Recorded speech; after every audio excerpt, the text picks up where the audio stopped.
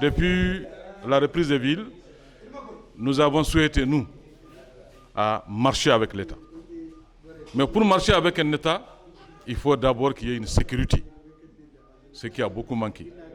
Nos commerçants sont permanemment enlevés contre des rançons. Nos commerçants sont permanemment assassinés.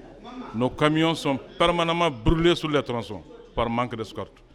Nous avons, en tout cas, pour ce qui nous concerne, c'est la douane.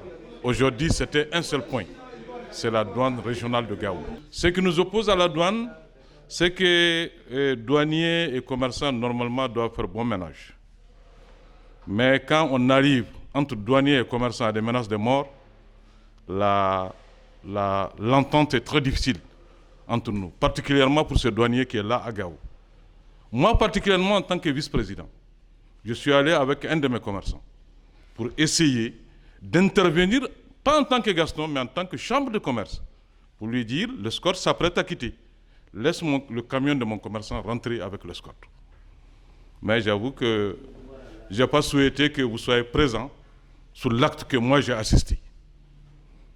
Quand un douanier dit à un commerçant, ce que vous avez l'habitude de faire ne marchera plus à Gao.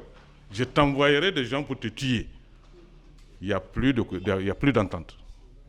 Si je n'avais pas assisté moi-même, franchement, un commerçant venait me raconter, j'aurais du mal à croire.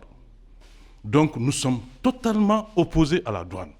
Le directeur n'est pas venir imposer et puis menacer des commerçants à bout portant avec des pistolets pour dire qu'il va envoyer des gens pour les tuer. On trouve ça vraiment inacceptable. Et on ne veut pas de la douane pour le moment. Parce qu'il y a d'autres priorités, telles que la sécurité, telles que l'électricité et d'autres préoccupations. On veut que l'État soit présent, que l'État sécurise les personnes et leurs biens. Et franchement, les commerçants, ils en ont marre. Donc nous ne sommes plus prêts à coopérer avec la douane qui est là présente. Nous ne sommes plus prêts à coopérer avec la douane jusqu'à nouvel ordre.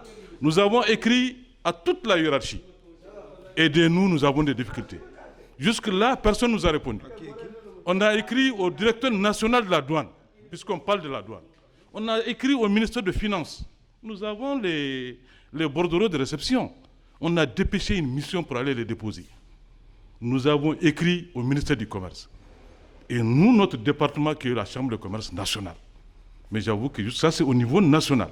À Gao, on a écrit au gouverneur et à tout, en tout cas, les sociétés civiles et autres qui entourent Gao. En réponse, nous n'avons pas eu de réponse. Nous n'avons pas eu de réponse et nous n'avons pas une autre arme que nous avons nos petites boutiques. À partir du jeudi, nous fermons service.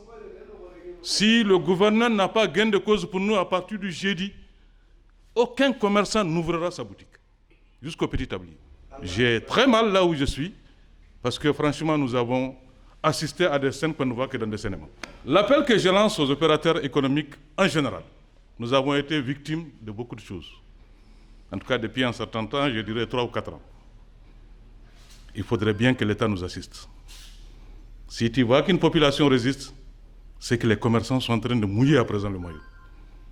Il n'y a pas un an, nous avons eu 9 camions brûlés sur la route de Bamako, qui sont à présent sur la route. Nous n'avons eu aucune aide de l'État malien. L'Abzanga, on a assassiné nos chauffeurs et nos apprentis.